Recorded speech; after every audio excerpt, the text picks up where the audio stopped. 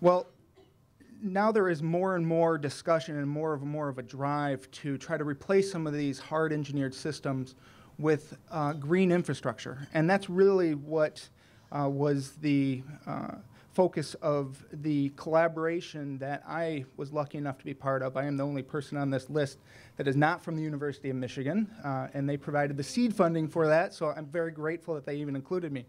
But on this list, I don't have time to acknowledge everyone, but I really need to acknowledge the work of Joan Nassauer, who really was heading up this group.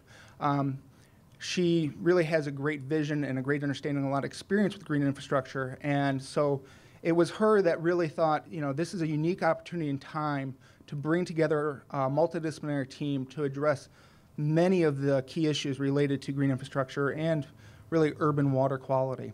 So on this team, we have people from the College of Education, School of Natural Resources, Law School, Public Health, a whole host of departments. And I myself am an engineer. We have aquatic toxicology. We have really a diverse group. And this happened because, quite frankly, the stars were aligned. There were some big events that happened in the city of Detroit that allowed us to come together and work together. And the first of that was in 2013, the Detroit Water and Sewerage Department made an agreement with the US EPA to fund green infrastructure to the note of $50 million investment over the next 25 years. And so there's a few years left on that for sure. But at the same time, Detroit was trying to address some of the blight issues, which Greg will speak to. And so there was funding from the US Treasury Department, over $100 million in what's called the hardest hit funds, and other sources of funding from the state to try to deal with this, this blight. And so we had these two big behemoths of pressure pushing down on the system, and we kind of just were opportunists, and we said, well, there is an opportunity here to take some of what we learn in an academic setting and have learned from past experiences and apply that to make this green infrastructure implementation more successful and ultimately have the maximum benefit to residents in the city of Detroit.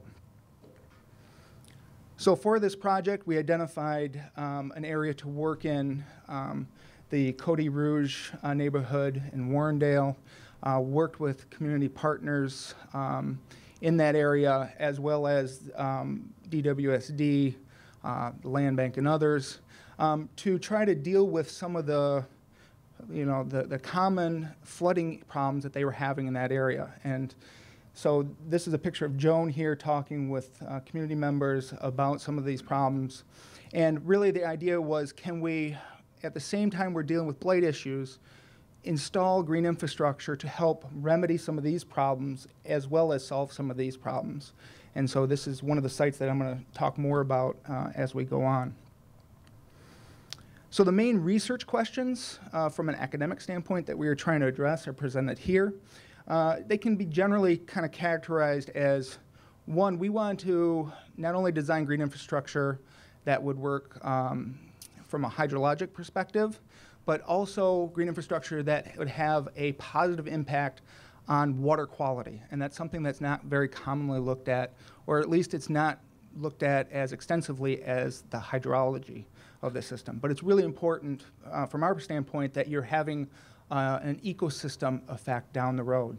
And so that's one area. The other area is not only just environmental health, but human health, a specific segment of that. And that's really unique to this project, and it's really, in my opinion, a powerful piece to the puzzle. Next was, and this is a lot of based on Joan's previous work, in order for green infrastructure to be successful, you really need to have it integrated well into the community. And so some of the work we wanted to do was, how does green infrastructure relate to residents' perceptions of attractiveness and desirability? So how likely are they going to want this to come into their neighborhood and maintain this over the lifetime of these structures? And then finally, the classic case of, what are the institutional barriers or maybe mechanisms that are helping to facilitate green infrastructure? So really we had those kind of different areas where we're water quality, health, the social side of things, how people are responding to these and perceiving these structures, And then finally, the governance issues, and those were the areas we focused on. So I want to give you some background on this area. The neighborhood that we worked on is not unlike many neighborhoods in Detroit and probably a lot of major urban cities, post-industrial urban cities. We conducted an initial survey, and from that survey, we have some of the statistics about the residents in that area. And you can see it's overwhelmingly composed of African Americans, about 2/3 of which have a high school education or less. And from my perspective, the environmental engineering side, 2/3 of those people experience flooding quite regularly, and in this case, have experienced flooding in the past year. So there's a real need for some sort of mitigation to water-related problems. And then last but not least, and there's a whole host of things on the slide that you can read for yourselves, but I want to point out that the residents in this neighborhood have elevated levels of hypertension, diabetes, and asthma. And that's actually something that unfortunately plagues a lot of Detroit, but this neighborhood in particular has some of those same issues. So along with the community organizations and community residents, we set out to work with Detroit Water and Sewer, DWSD, and their primary design and build contractor, Tetra Tech, to design green infrastructure that was going to be integrated well into the community and ensure that there was acceptance and long-term performance of these structures, because oftentimes the performance of these structures are linked to the maintenance of these structures and how people treat them. Sometimes, unfortunately, they become havens for dumping. Those are the kind of things we want to reduce or try to eliminate through the design of these systems. So to do this, based on Joe Nassauer's work, she has identified some really critical features of successful green infrastructure. And those critical features are that they show visible signs of care. And some of these signs of care include that these sites promote a sense of neighborliness or civility, okay? They would increase the marketability of properties or increase the productivity, in this case, showing you an urban garden. And probably most important, at least in my experience, and some others might be able to speak to this a little bit more effectively, is that all of these sites needed to promote safety. They needed to be sites in which things were kept low, the grass is low, it's not a heavily wooded lot, it's not well lit. Things that would inspire people to feel safe in their neighborhood. So how do you do this? Well, there's a couple key features. First is you want structure to your green infrastructure system. And this can be fence lines or mowed demarcations between mowed and unmowed. You want colorful flowers. Who doesn't like colorful flowers, okay? You also want to define boundaries.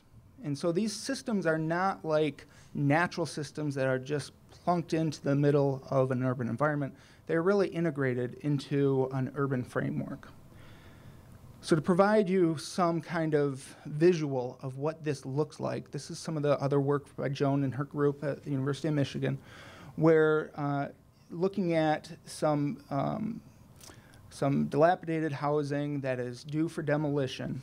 And she does all sorts of visualizations where you take different pictures and you show them to residents and ask them about what they perceive as being the most desirable.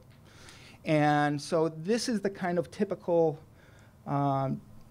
scene that residents would find appealing. And you can see some of those features that I just described in the past slide cropping up in here. Certainly it's a well-kept area. Okay, it looks like somebody that has that great neighbor that is really good at gardening and mowing their lawn. Unfortunately, that is not me, but the good neighbor next door that keeps things orderly, and that's what we have here.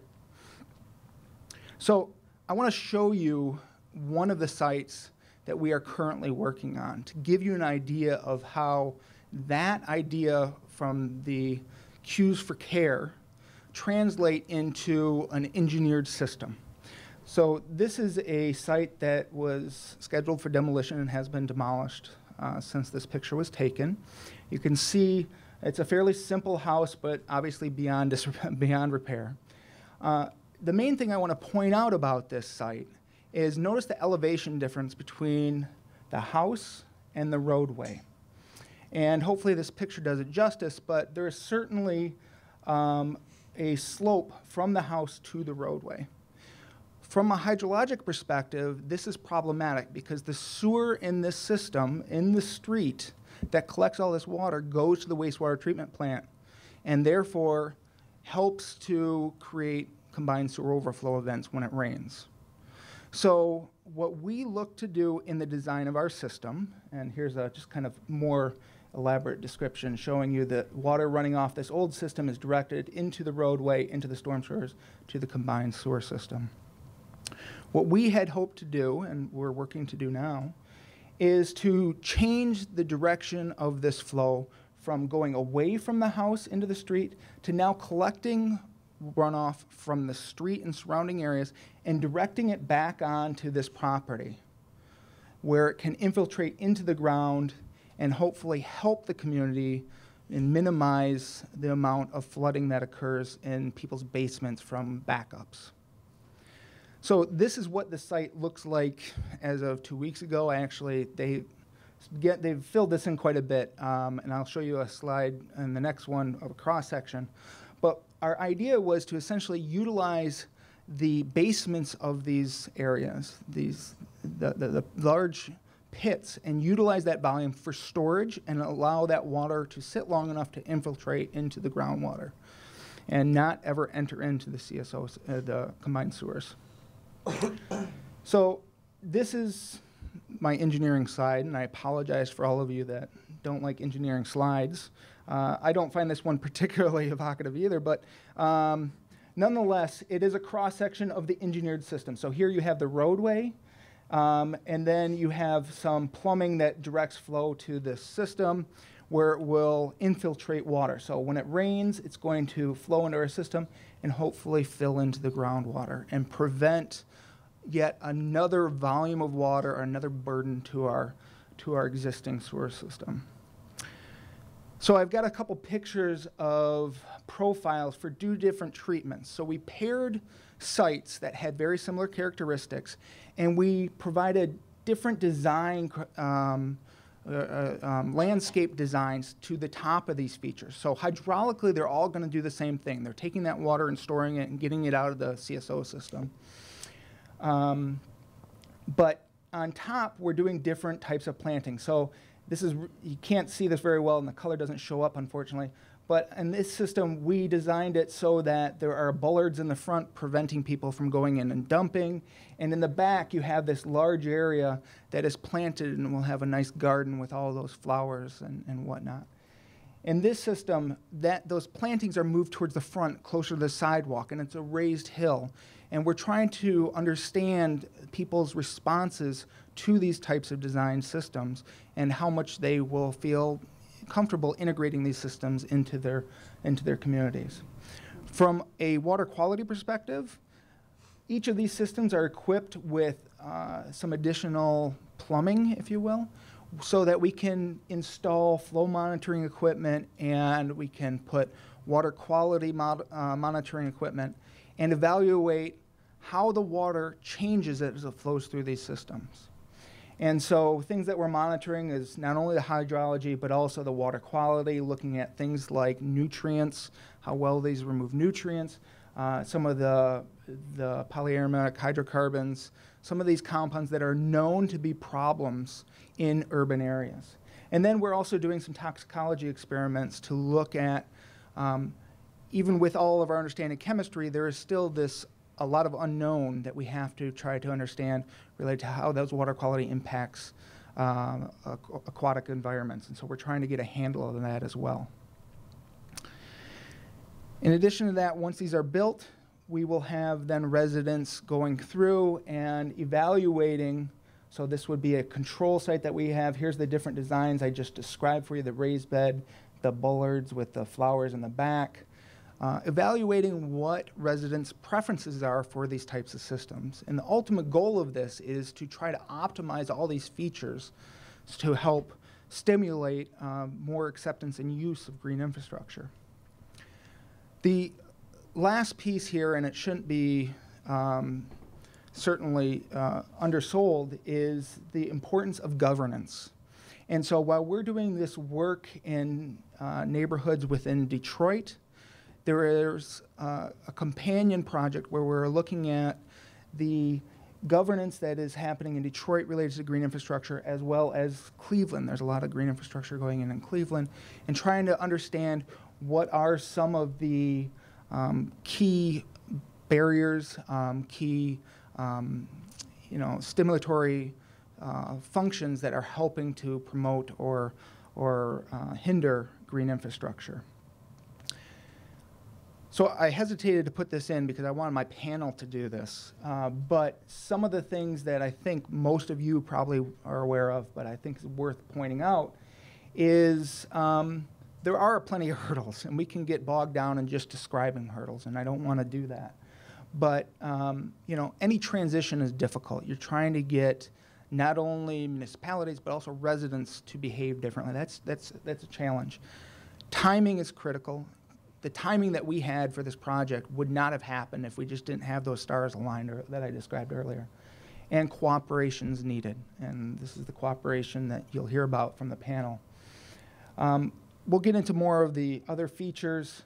All I want to say is, by closing, I want to say that our project is trying to address many of these and to help to address a lot of these governance issues as their outcome. So I'll close by just pointing out some of our partners, some of which we have at the table here, and say that our work continues thanks to the wonderful funding from the Herb Family Foundation. We're going to be continuing this for another 3 years, at least the monitoring and the outreach and all the research.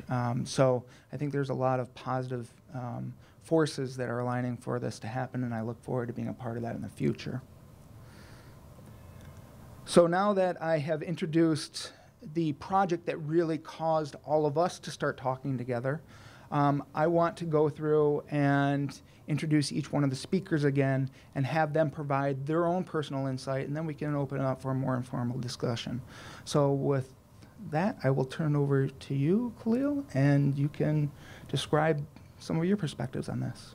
Thank you, Shawn. I first want to thank the Healing Our Waters Great Lakes Coalition for allowing us to come and share these insights with you all today.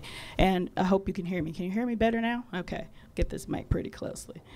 All right, so again, I want to thank the Healing Our Waters Great Lakes Coalition for providing us this opportunity to come and share our insights with you from our local work back home in Detroit.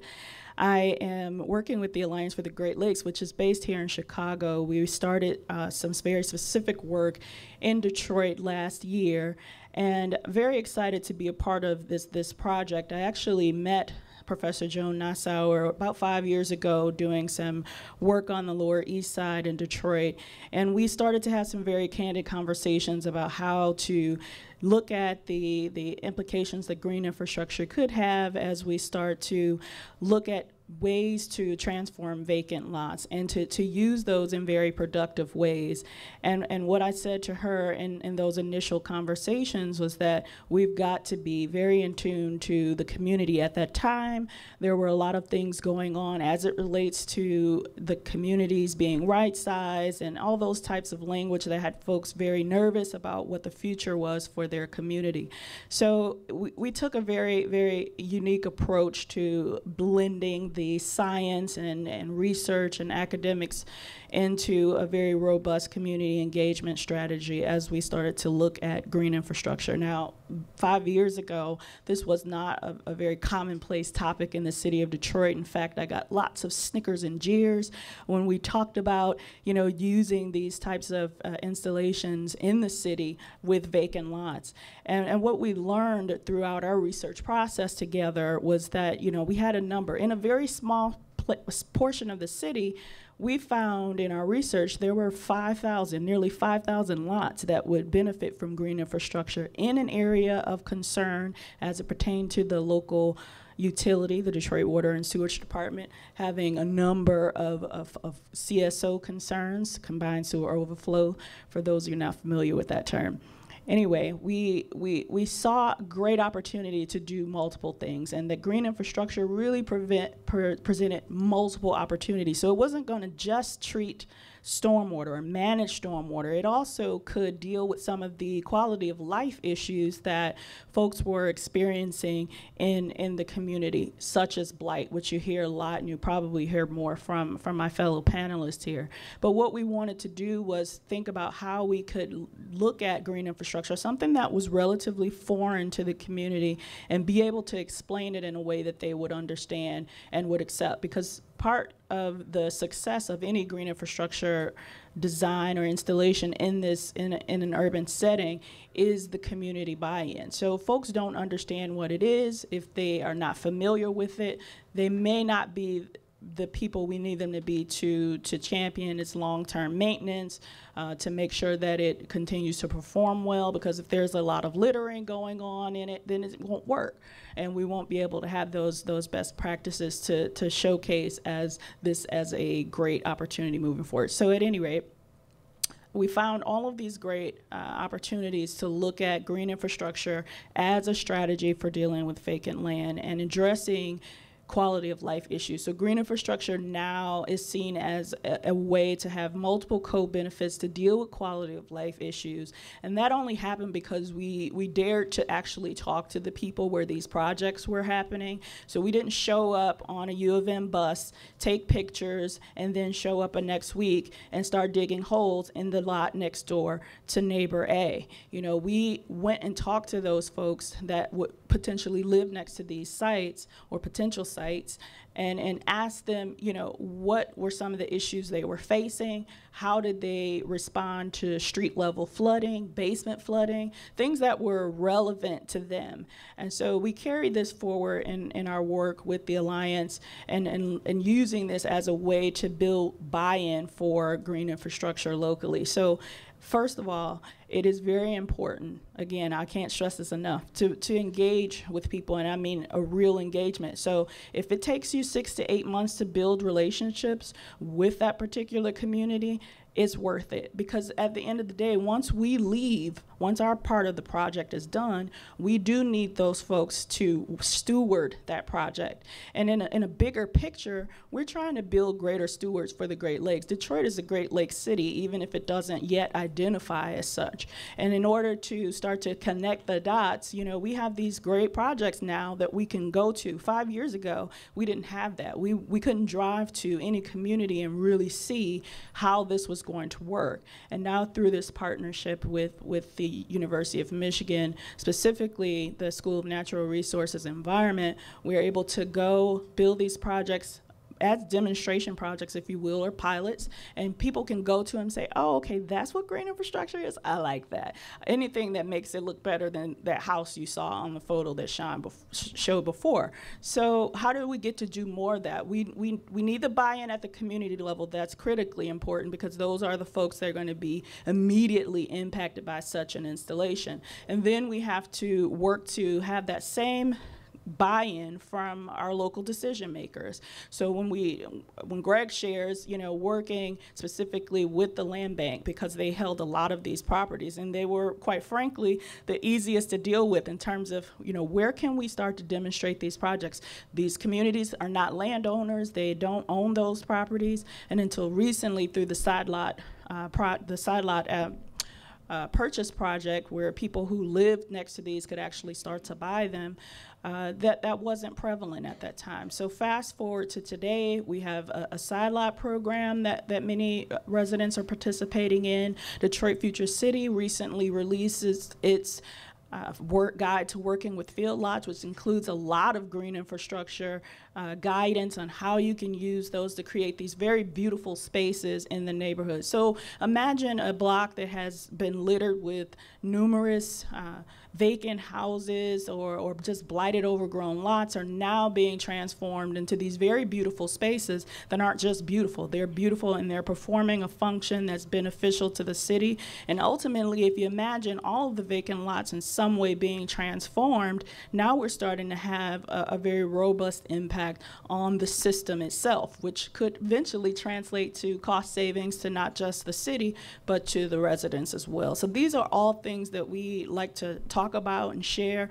that people can connect to, that are relevant to what matters to them, but that also kind of indirectly helps us to build these advocates for Great Lakes and water quality issues. So as we continue this work forward, again, having that buy-in at the local level is key, and also working to build that buy-in for relationships with our local policymakers to make this work happen. Great. Thank you, Khalil. Next, I'll ask Greg to just describe a little bit about his work at the Detroit Land Bank Authority and how he is engaging with us on this symbiotic relationship. All right, my name is Greg Holman. I work for the Detroit Land Bank, and in my capacity, my main focus is the Hardest Hit Fund program, which is $100 million in demolition funds. We've targeted those funds in certain areas strategically to try to remove the most blight and try to stabilize the neighborhoods, stabilize the property values in these neighborhoods.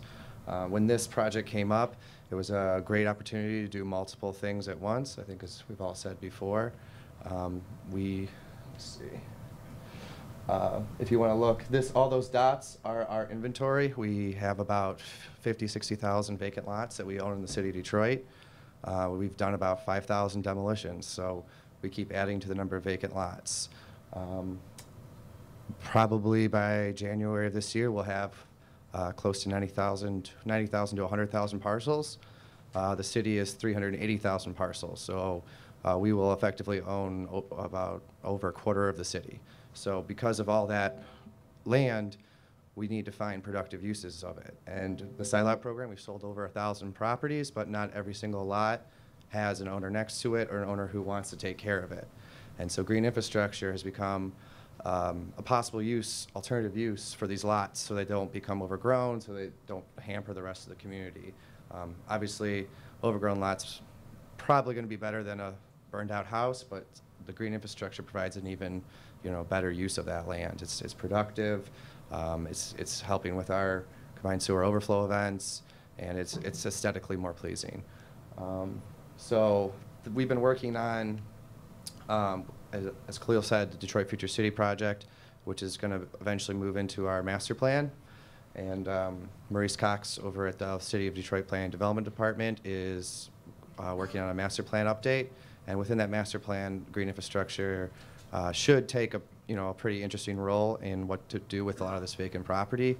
And by having this pilot program, we have an ability to show people what this will look like. We have a concrete example to kind of build off of, which I think will be very helpful for the city, for the planning department, for everybody. Now we can take people to a local spot and show them what it looks like. And just to give you an example, here are our demolitions in blue. It's probably kind of hard to see right now, but it's about 5,000 demolitions throughout the city. We've got about another 1,500 to 2,000 coming up through the rest of the year. And after that, we're hoping to get some more money to do more demolitions. Our estimation right now is about 30,000 properties throughout the city need to be demolished. We've knocked down about 5,000 of them. So we're still chugging along, and we're trying to focus on the strongest areas and then buffer around them as well and try to keep those neighborhoods intact. So it's a very large process. I'm an urban planner by trade, so this is a little bit outside of my expertise, but by combining everybody together, it really provides an opportunity to do some pretty interesting things. So it's been a really nice collaboration. And just get down to specific site selection. When we were looking, they basically came and talked to us and told us of the project. We were really interested in helping out. So we had 608 demolition sites in the area for them to choose from. So there wasn't a shortage really of property. From that, we decided that we'd like to use 2 lots next to each other, just because of the way the grading was. A lot of the lots are only 35 feet by 120 feet, so a lot of these lots are pretty small. And so we wouldn't have as much issue with occupied homes next door. We narrowed it down to 276 properties. which had at least another adjacent parcel. Some of them are already vacant. Some of them were double demolitions, 2 demolitions right next to each other. So then from that 276, we narrowed it down and kind of focused down in this area and selected 4 sites. And we did a lot of community outreach, and that was done by the University of Michigan. I did not have enough time to participate as much because, you know, I'm knocking 150 houses a week, so that kind of keeps me pretty busy. But no, it was great that we could all work together and build off of each other's expertise. All right, thanks, Greg. Yeah, while Valerie is going to come up here and talk next, I just want to add a quick note. It was really remarkable working with the Detroit Land Bank Authority in trying to bring all these multiple objectives together and sort through them just to identify the areas that we were going to begin to work. So I really appreciate the collaboration, and it's been very exciting as we work forward. So I next need to introduce Valerie from the Nature Conservancy, and she can describe a little bit how she works on green infrastructure and some perspective on that.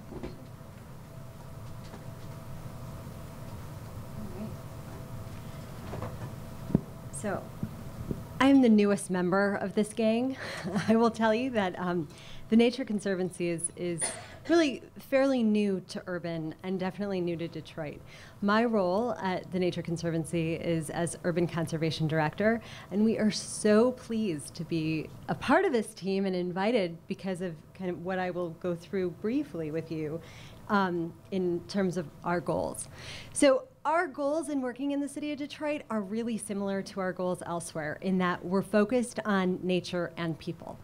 So on the left, you can see some of the same things that Khalil has already brought up and Shawn brought up, which have to do with water quality. We're also going to throw in there that we are interested in migratory bird flyways, because that's something that we've done, and that's what people probably know us most for. As an international migratory flyway zone, we're looking at habitat and biodiversity within that area too. And then these people goals, really, I think we've already touched on many of them, but it's that human health aspect, the economic viability and vitality in the area and in the city, and then also looking at what we can do for quality of life, because as we improve these pieces. So that is our end goal. And this project has all of those elements in there. We are looking at helping bring science and technical resources. So my background is as a water resource engineer, and so of course I look at everything we do through that lens, which is another reason why we have chosen to bring these long-term goals to fruition through the vehicle of green infrastructure and stormwater. So as we're looking at realizing our goals, we're also looking at these interim objectives. So these enabling conditions that we're talking about are exactly what this project is. It's enabling, it's putting the groundwork in place, and so we're really interested in studying and collaborating to see what the residents feel, what are the outcomes? What are the plants that are being put in the ground, and how do those actually link to migratory flyway and bird habitat, right? So are those actually paired well? And so or are those too weedy and uncontrolled, in which case we can't have those same goals. And so we're looking at that as a means of creating these enabling conditions is what this project is doing, and we're doing as a group together. And in order to move to this next objective, which is really finding funding mechanisms and maintenance. So this project is wonderful because it's also an opportunity to see what kind of maintenance requirements we need to actually have these projects in place long term. I mean, this project has evoked a lot of thought at a city level and with others, and talking about how are we going to manage these lands and how are we going to maintain these native plants in the long run. And so once those questions are answered, then we're also able, and the Nature Conservancy in particular, we're really interested in bringing resources in to help institutionalize green infrastructure and see larger projects in place.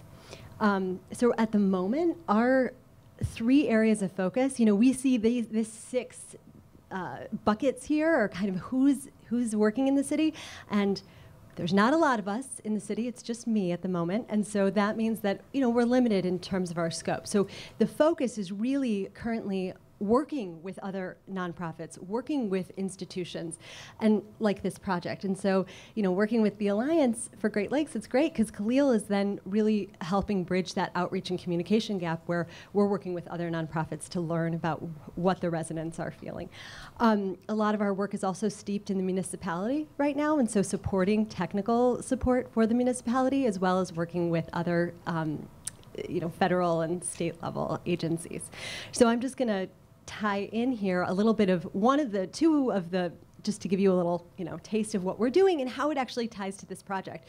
So we're working on giving some technical assistance to the City of Detroit as a technical liaison, and so they are working on a post-construction stormwater ordinance. And for those of you who are not familiar with it, it's basically looking at putting some kind of control in place for new and redevelopment. So currently there is no stormwater control that needs to be done whatsoever in the City of Detroit if you're going to put in a new building or do reconstruction, which is obviously problematic, right?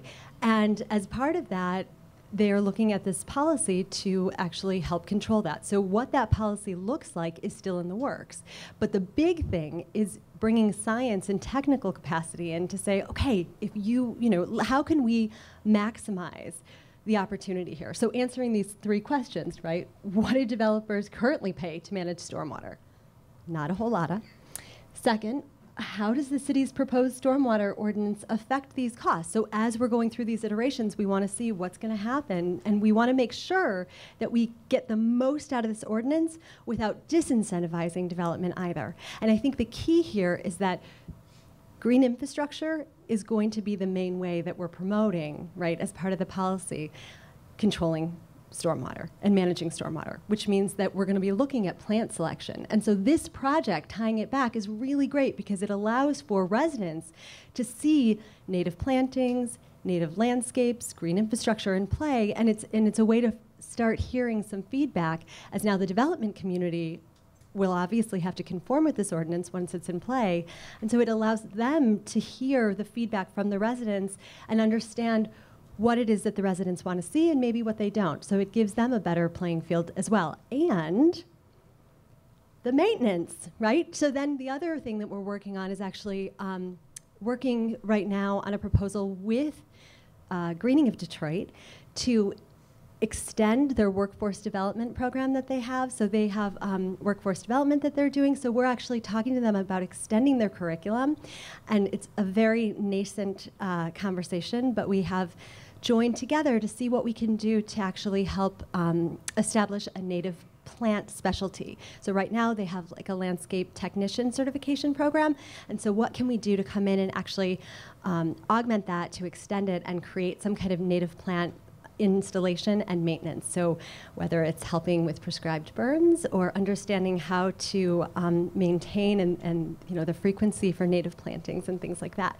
So this project is yet another opportunity for which we're going to need maintenance. If we pair it with such a curriculum, we have this opportunity to increase workforce development, and we have projects on site, as Khalil mentioned, right, that we can actually, I guess I went to the beginning.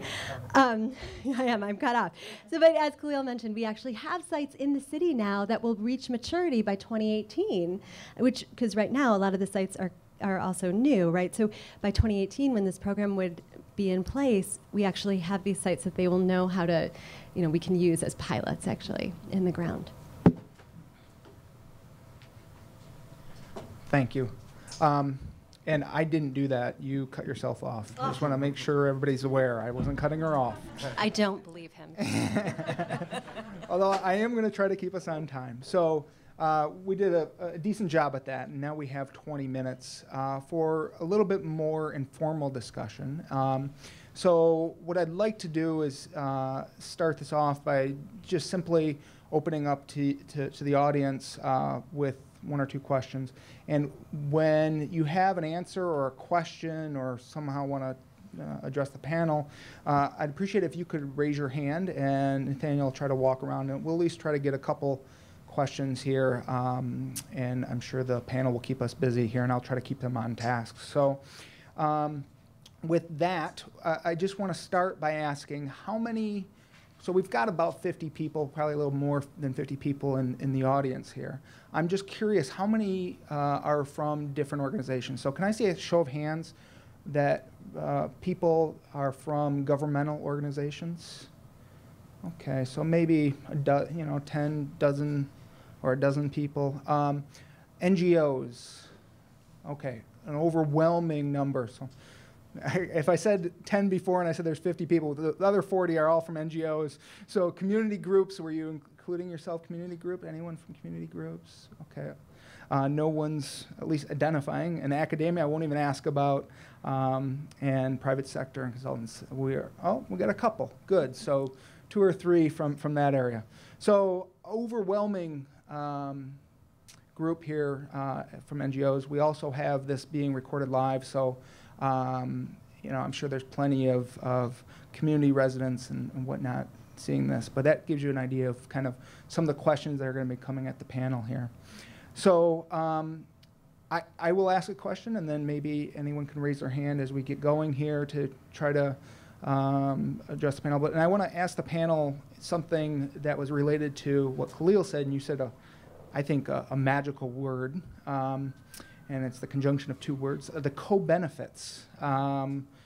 And I think there's a lot of opportunity in green infrastructure to address more than one thing. And so you mentioned that, and I'm curious as to what you see as the major co-benefits or the major opportunities for green infrastructure. I think the co-benefits as we define them, first is managing stormwater and being able to manage that on site. And secondly are the benefits that it brings to the landscape. So whether that is, providing a beautiful planting that is visually and aesthetically pleasing. So it's a nice hybrid of those things, at least in terms of our work, is how we see green infrastructure being beneficial in the community. Good. Anything else from other? Oh. I mean, at least from our perspective as well, it saves us on lot maintenance. If we can hand off the lot maintenance to a third party, that's less money that we have to spend. So it helps our budget as well. Okay. I think we got a question over here in the red. I'll ask Nathaniel to kind of go back here and raise your hand again so we can see. Yeah. Yeah, it's actually for the recording here. You're gonna. Thank you. I'm interested in scaling this up. So one question I have is, can demolitions be done a little differently so that you're partway to creating a stormwater infrastructure management site anyway? And then I'd like to hear about any discussions that you've had about how this can be done on a lot more sites in a cost-effective way. So scale up. Thanks. Greg, you want to start with demolitions, whether you can scale up the demolitions or what the, let me phrase it in a different way. What is the limiting problem that we are facing right now? I mean, from our perspective for demolition, I mean, as much as we could get funding for it, we could do it. It is probably, once again, it's going to save costs for us, because if we can defer some of the costs to Detroit Water and Sewer, then that makes our demolitions cheaper. So one of the large costs of demolishing a house is filling it in with clean fill, and that's usually about anywhere from $1,000 to $2,000, depending on where we're getting dirt from. A lot of times you have to truck it in 50, 60 miles away. So if we can defer those costs to Detroit Water and Sewer, and they can fill it in with other systems, I mean, that saves money from our end for demolition, which means we can do even more demolitions. I think the limiting factor is water and sewer and scaling up on that end. From our perspective, I think we'd be happy to do it. And I will say that that's one of the things we've talked about, at least in the initial design concepts for our project, in that utilizing that vacant space that was the basement, trying to not bring in as much fill initially is certainly playing into that. But that does represent, I think the demolition, at least to me, seems like a major hurdle to get over as far as doing that. Go ahead, Valerie.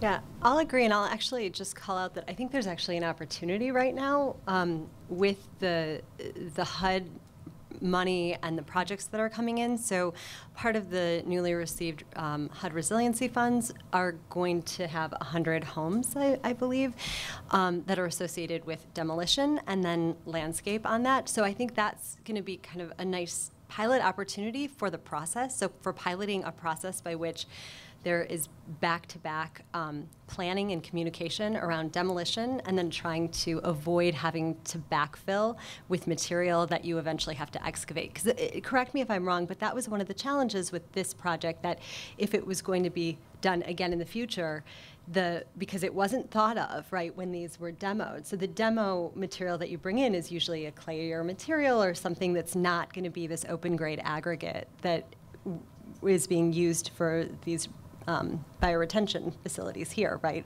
And so in the future, the idea would be if you know what the projects look like, you don't have to bring in dirt and then excavate it out to bring in new dirt, right? You'd only have to do it once. So I think that's a big opportunity. Okay, that's more question. I think this one was first over here, and then. Hi, Garrett Bellin with American Rivers. You're talking a lot about the water quality aspects that you're looking at, and I know a lot of the removal tends to happen at the soil level. When you're putting these in, are you taking a look at those aspects and monitoring that aspect of it? And then additionally, have you considered utilizing internal water storage as something for your phosphorus or nutrient removal? Yeah, so I certainly opened up a can of worms when I put that up there, because there's a lot of aspects to that. I will say, though, the main thing from a water quality standpoint that we're doing in these sites is we have replicate sites, and so we're getting some reproducibility. There are all sorts of different ways we can work with media, as Valerie kind of alluded to try to optimize for different types of retention, be it phosphorus, be it metals, whatever it is. And we're, along with a lot of other people around the country, looking at those things, but we're just starting to scratch the surface. And it's really a challenge to do this, because there is often I can envision scenarios in which we might design for optimal phosphorus removal, and it might not fit the social perception that is necessary for those implementations to be successful. In that case, then the gardens aren't cared for, or in 10 years they're just completely not functional. So it's a real balancing act, and there's a lot of different places, and that's really what requires the team effort.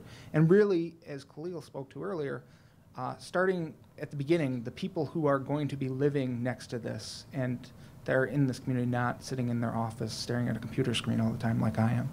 So I don't have a great answer for you. I know there's a lot of connected pieces, and I will say that with some of the people on this project, we're continuing to do research on that, but it's a little bit outside of the scope of this particular project.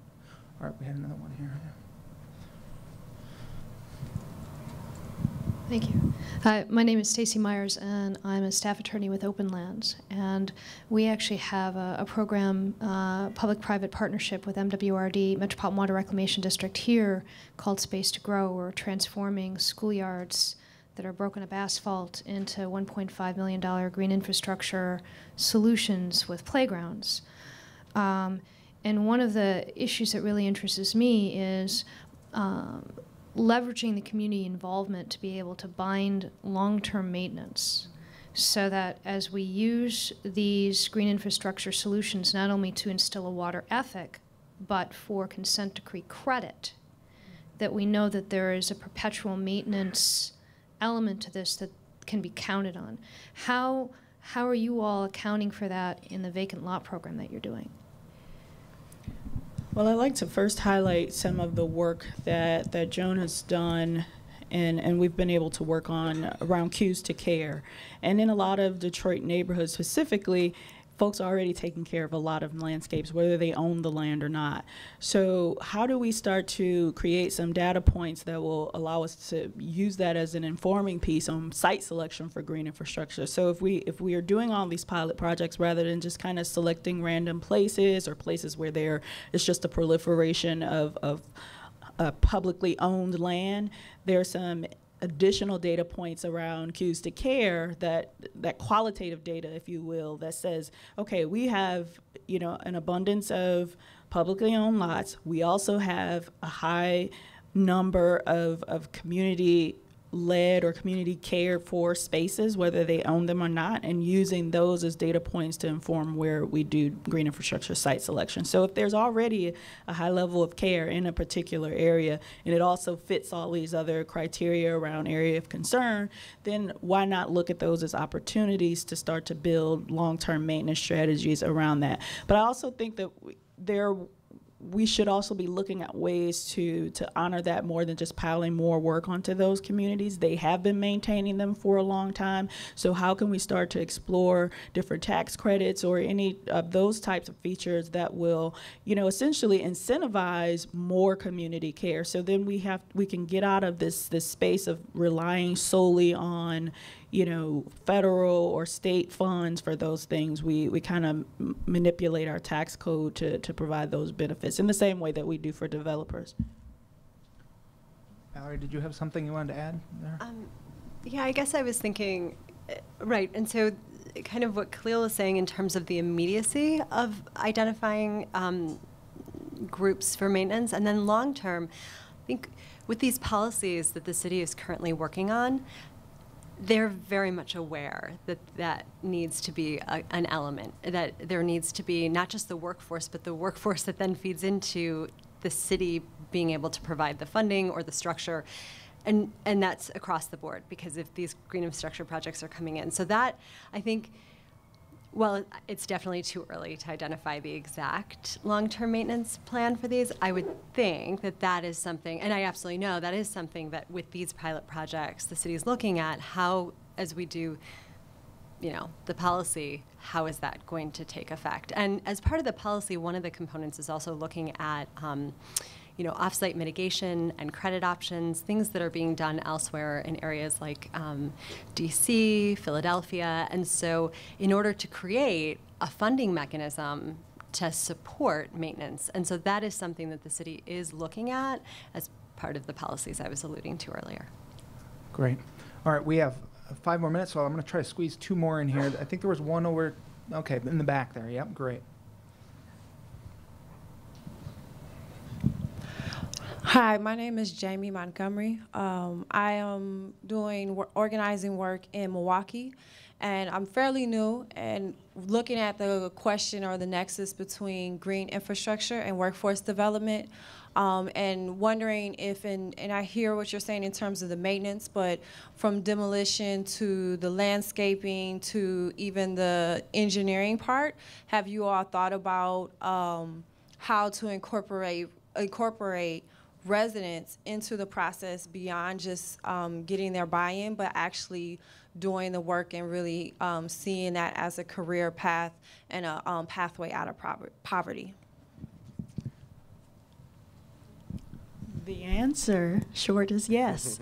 And I think that's come up a lot because of our engagement approach.